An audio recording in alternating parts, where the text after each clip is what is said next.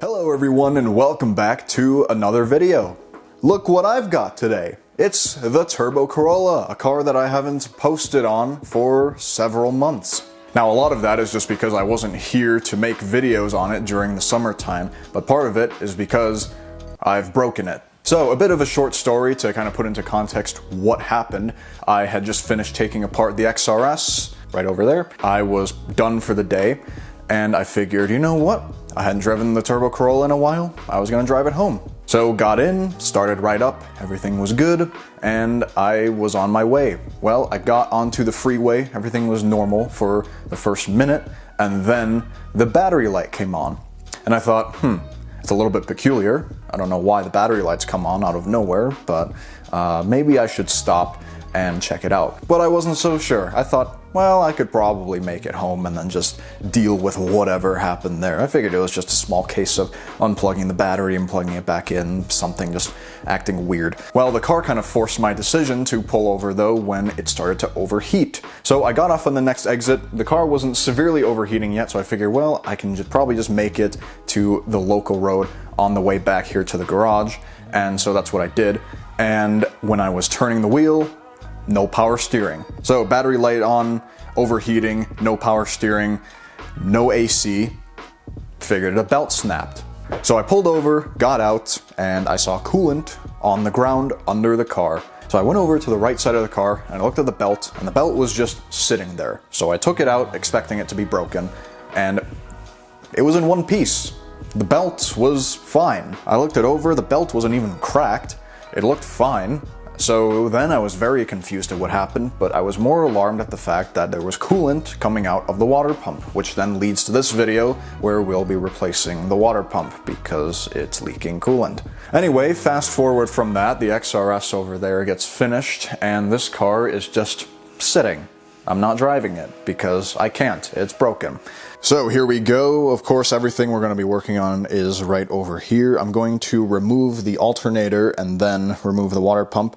Removing the alternator is not actually necessary. However, over a year ago, this is quite a while ago, over a year ago, I broke the top bolt here. And I mean, the alternator isn't moving around. That's not what caused my issue. The alternator is solid in here because basically the end has broken off, but the rest of it is still in here holding it on. But I now have an extra alternator bolt from doing the supercharged XRS, so I get to remove this and use that new bolt in here and everything's going to be solved. So alternator out, water pump out, and then reverse it. But first, we'll of course need to lift the car up and put it on jack stands and then drain the coolant. Also, quick side note, somebody get this thing new tires. This thing is completely bald. That's me. I have to get it new tires.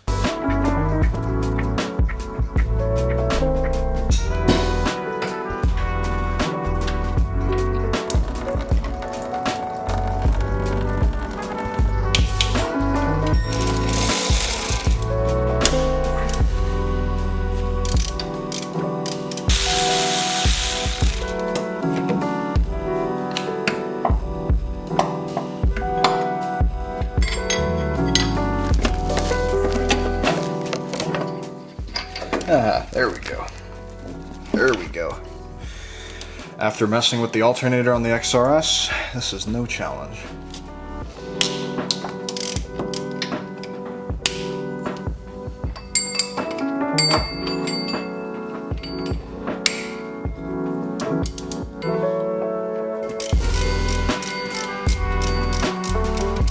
Alright, time for coolant to get everywhere. Here we go. Or not. Alright, I guess it's all leaked out. Works for me. Alright, so I've got the old water pump here and the new water pump here, and I've discovered why the belt came off before looking at anything else. So let me show you the new water pump. As you can see, spins nicely, it's nice and firm, feels good. And here is the old one. Look at all that play. Look at that. No wonder it fell off when the belt was on it. It was probably pushing it kind of sideways like that. So if it was being pushed kind of sideways, then the belt will be misaligned and it'll easily fall off. So that explains that. Looking at this water pump, I'm trying to find a company to blame and I'm not seeing it. So this water pump was replaced, I want to say sometime around 2014, late 2014, early 2015. So it's been roughly 9 or so years. It was done at a local shop and it looks like they've used I guess off-brand or a generic kind of water pump. Whereas this one is an OEM water pump. It says Toyota at the bottom there. So I can imagine that this water pump is going to probably last a bit longer than this one. I don't know how that happens, but it did, so oh well. Anyway, set that one aside. This new one goes in, and we have a new gasket here as well. Old gasket is currently stuck in the car, so I'm going to go ahead and take that out, and then this new gasket goes in. Then we'll throw this back on the car. I've got to deal with this bolt being stuck in there. Then we'll put the serpentine belt on, give it a start up, bleed in coolant, and then that's the job done. Yeah, water pump job really not that hard. Plastic trim tool, but gets the job done.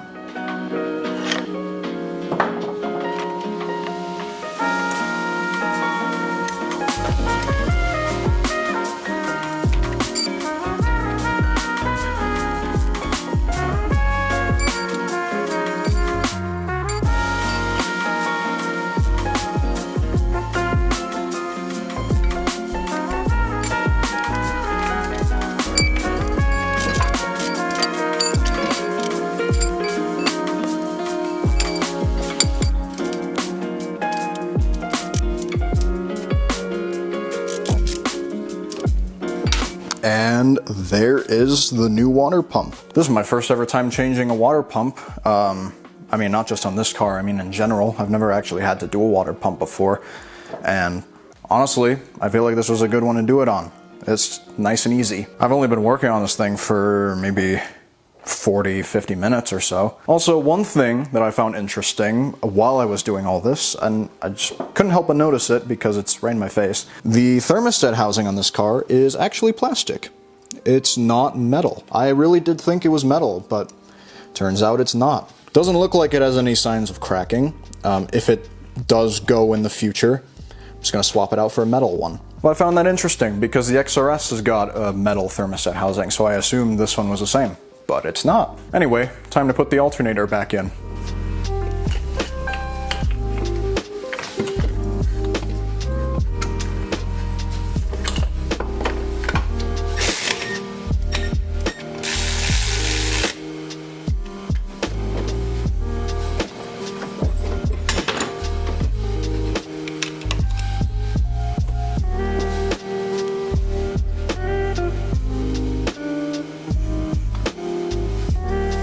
And it's all done. Water pump down there, alternator back here, bolts fixed, belt on and not misaligned.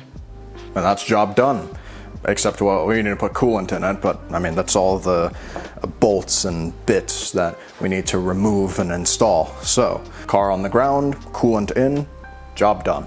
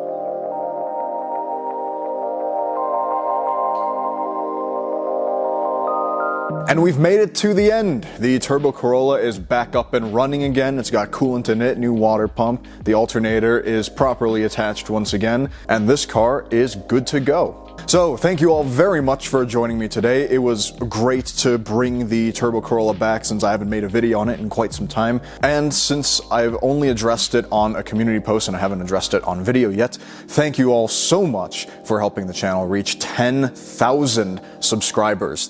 5 figures, that's a lot. I mean, 10,000 of anything is a lot, whether it's 10,000 subscribers, 10,000 miles, 10,000 minutes, 10,000 people. I know that in the grand scheme of things in today's YouTube landscape, 10,000 isn't exactly a lot, since we have YouTubers like Mr. Beast with well over 200 million. Absolutely insane. But the fact that there are over 10,000 of you who click the subscribe button on my channel to watch my videos is very humbling, and thank you very much for your support. With that being said, this video has come to an end. Turbo Corolla back up and running. It's gonna be good driving this thing again. And I will see you in the next video. Goodbye.